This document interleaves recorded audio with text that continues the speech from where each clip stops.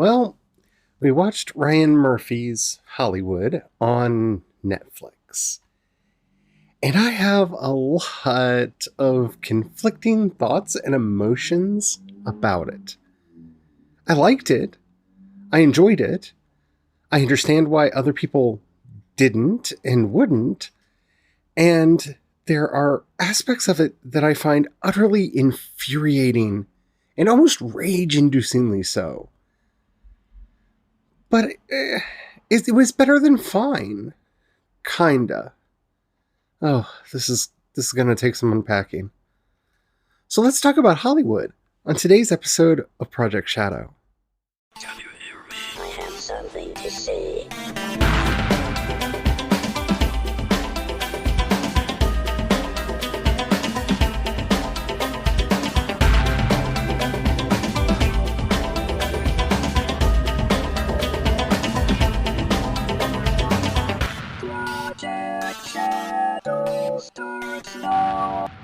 Hello everyone, how are you doing today? My name is Charlie and I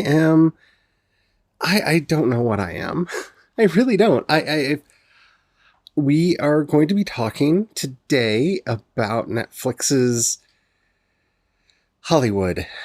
And this is one of those times where, you know how I often talk about the chorus of voices that we have inside, our critic, our muse, it's kind of like we all sat down to watch this series, and each and every one of them had a different opinion of them, and I'm just kind of sitting there in the middle listening to this Greek chorus talk over itself. And yeah, I don't know. I don't know. This is why I'm glad I don't give star ratings or anything like that to stuff, because yeah. So if you don't know what I'm talking about, Ryan Murphy and company have produced a limited series for Netflix, and it's called Hollywood, and it takes place in the late 1940s, early 1950s. I'm not entirely sure about that. I get the feeling that it's supposed to be set in the early 50s, but Rock Hudson is actually a character in it, and Rock Hudson had his feature film debut in 1948. It's definitely set after the Second World War. So my assumption is it takes place in 1948 because of that Rock Hudson connection. All right. It is a fantasy film. You can't even call this an alternative history. This is not an alternative history. It is a pure, straight up fantasy film. It is almost maybe even fan fiction. But it gets really murky in that the events portrayed in the film did not in the show. I'm going to do that a lot, by the way. For some reason, I keep wanting to call this a film. I did this all last night, talking to Brian. I've done this ever since we watched The Thing. And I think it's because it's about the making of a film that I want to call it a film, and because it is a concise narrative that is broken up over 7 episodes, but bear with me if I call this series a film. I don't know why I keep doing it, but I keep doing it. Okay. So, quite a few of the characters that we meet in this series are real. They're real life people who had real life struggles, and those are portrayed through this narrative about a movie that never existed. And yeah, that's where it really becomes problematic for me in trying to discuss. And I'm trying to do as much as I can before we get into spoilers. I'm a huge fan of Rock Hudson. And so I know a lot about him. And seeing an alternate universe version of Rock Hudson is not necessarily something that I am opposed to. There's a wonderful movie called A Touch of Pink, which is kind of a queer retelling in a way. a queer version of A Touch of Mink, which was a movie that he was in. And I believe Kyle MacLachlan plays the spirit of Rock Hudson in that movie, if I'm remembering correctly. I'm not opposed to that. But there are certain characters in this movie that are real and that are horrible. And I think that they were let off too easily. So, before I get into actual spoilers, I think the reason this series really just kind of tears me apart is if you watch it just as escapist narrative and as a fantasy film about what might have happened if things happened a little bit differently and the power of storytelling to overcome the odds and change the world, it's a good series. Beyond that, the acting is good. It is beautiful. I really enjoyed quite a few of the characters. But there's a lot of me that feels like this is Ryan Murphy screaming into the void at a Hollywood that hasn't learned its lessons and trying to get them to wake up through a combination of bizarre backpatting and odd redemption scenes. Yeah. So, I don't know. I don't know. I have such mixed feelings about it. And I don't think I can say anything else without going into spoilers. So, if you have not seen Hollywood and you don't want to know anything that happens, I guess check out now and go see it and then come back. But I don't think that you can spoil a series like this because its outcome is baked into its premise. So if you know what the series is, you know how it's going to end and how it has to end for it to deliver on that premise. And it takes an interesting route to get there, and I will be spoiling some of that. But I don't know. If you don't want to know anything about it before you watch it, go watch it, come back, and we'll talk. So let's just get into spoilers in 5, 4, 3, 2, 1. Okay, so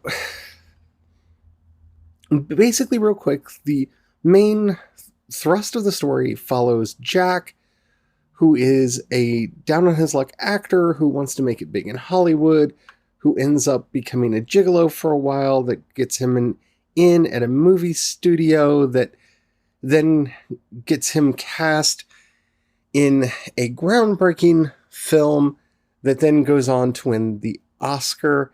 And we see the series primarily through his eyes and tangentially through the eyes of those around him. That's it. That's the story of Hollywood. And that is a very reductive way to say it. But that is the story of Hollywood.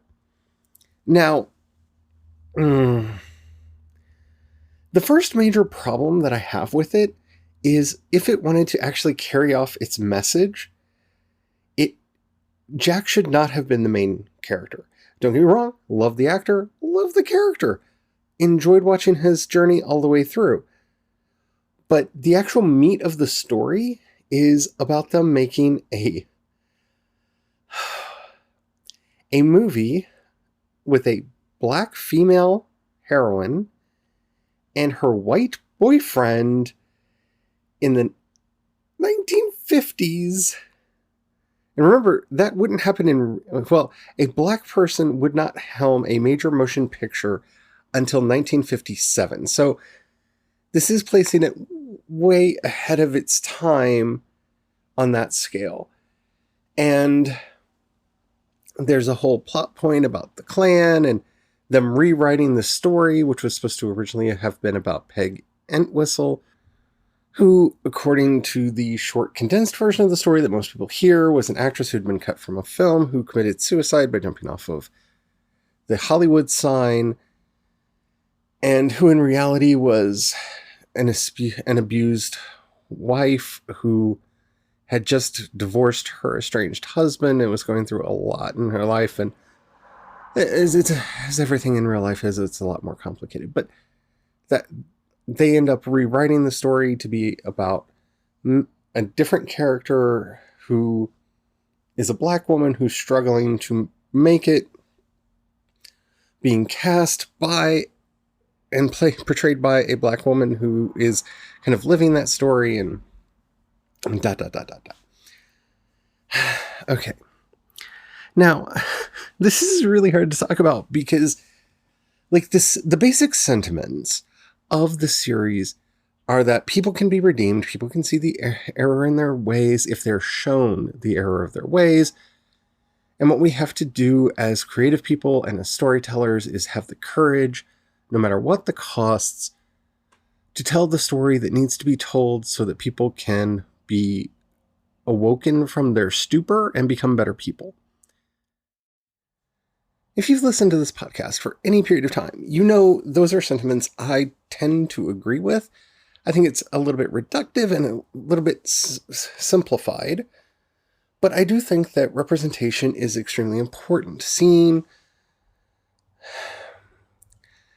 queer people on television, seeing black people on television playing things other than criminals. And I say things because you look back into the 80s and before, and they were background props and slaves. I mean, I don't know how else to say it. They were criminals.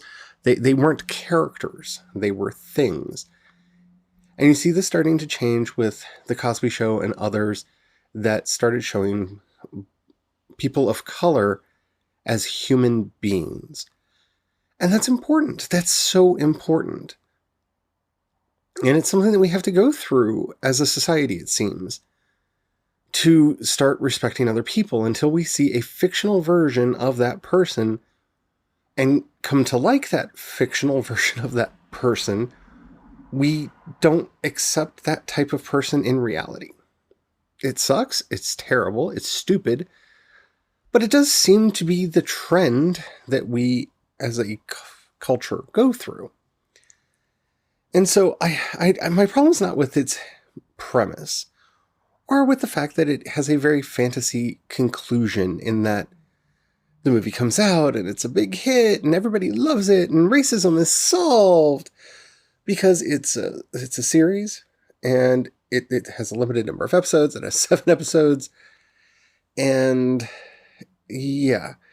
So it's kind of ridiculous that, yes, systematic racism is destroyed by a single film. But I'm not going to harp on that the way I know a lot of other people are and will. Justifiably so. Because it's a story. And the actual point of the story is that words have power, that images have power, and that we have to reclaim and to tell our stories because that will change the world. And so to tell that story, you do kind of need to change the world in your story to make it work. And okay, fine.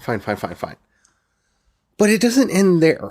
And this is where it really kind of falls apart is there are a couple subplots throughout the story that kind of touch the Me Too movement in that Rock Hudson, who was repeatedly raped by his manager, is repeatedly raped by his manager in this film, in this series. And the head of the studio has an affair with one of his contract players who does it because she doesn't think she'll have a job if she doesn't sleep with him. And that's not a good look. I mean, the Harvey Weinstein elements of that are profound, as you know, watching it today. And the studio boss has a heart attack, is redeemed as a human being, and then dies, like instantly. So he doesn't even have a chance to try to make amends for his life. He just suddenly becomes a good person, does a couple good things, and then dies. again, okay, short narrative, all right.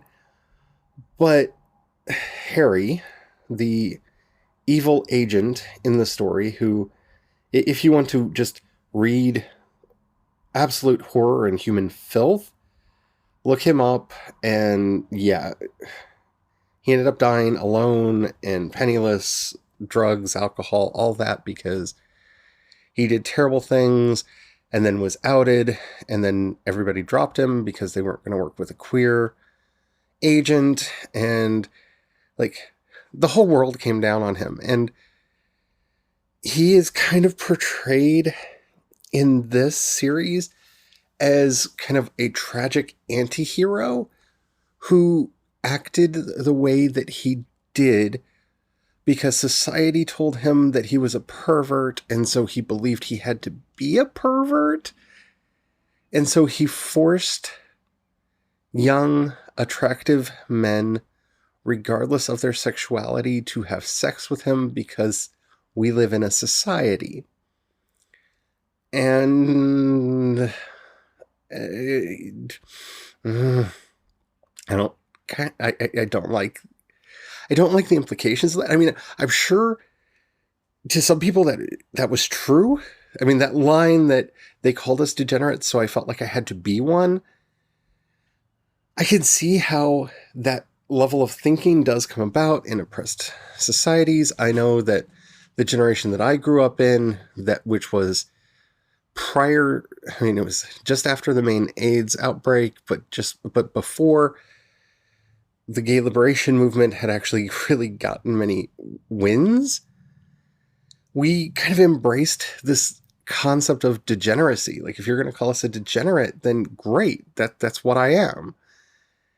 And so I can see where that's coming from, but, and the scene was handled well. Like, he asks Rock Hudson for forgiveness at the end, and Rock says no, and explains the horror and the trauma that he put him through. And it was kind of a powerful scene. And then he is like, makes a movie that's going to do for gay people what Meg did for black people, and that's how the series ends. He's producing a movie that he developed with Rock Hudson starring in it that's going to make the gays as acceptable as the blacks because movies save the world. And he doesn't deserve that kind of redemption. I mean, not that quickly, at least. I mean, one of the most powerful scenes in this whole thing is when he tries to basically sexually molest Jack. And Jack has this breakthrough moment where he's been living as a gigolo, he's married, he's got twins on the way, and he just breaks down and he can't do it because he needs to be a good person. And that is very much the theme of this entire series, is you have to be a good person. You have to be a good person.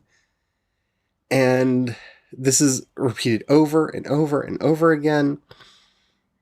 And yeah, okay. I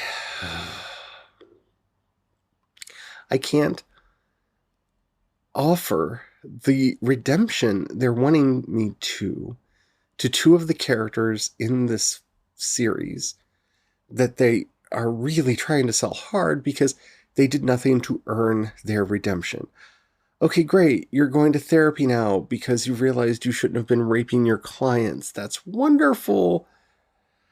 But you still raped your clients. I can't go there. But I don't know what the solution to this is. This is, sorry, I'm clapping. I get animated and I use my hands.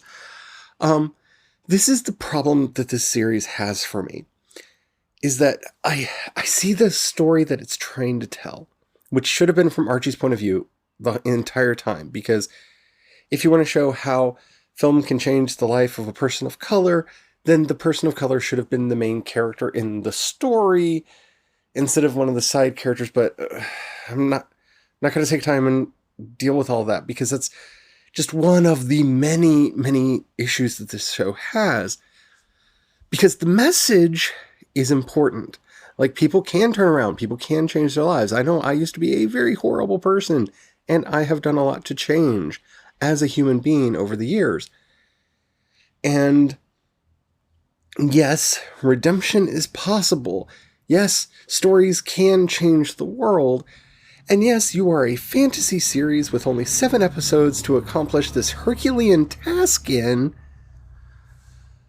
But I think you tackle too much. Like, if they had just dropped the sexual molestation elements, because it's too much to have to deal with the race and the rape. Like, these are two very heavy, very weighty subjects. And you needed to kind of, with only 7 episodes, you kind of needed to pick one to make your focus, because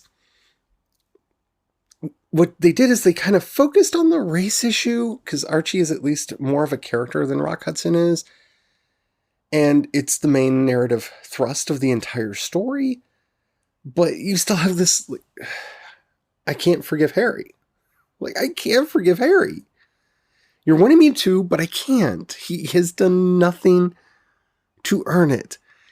Yes, he's the one that has the epiphany that saves the movie and fixes the movie so that everyone everywhere can see that black people are people too. And yes, okay.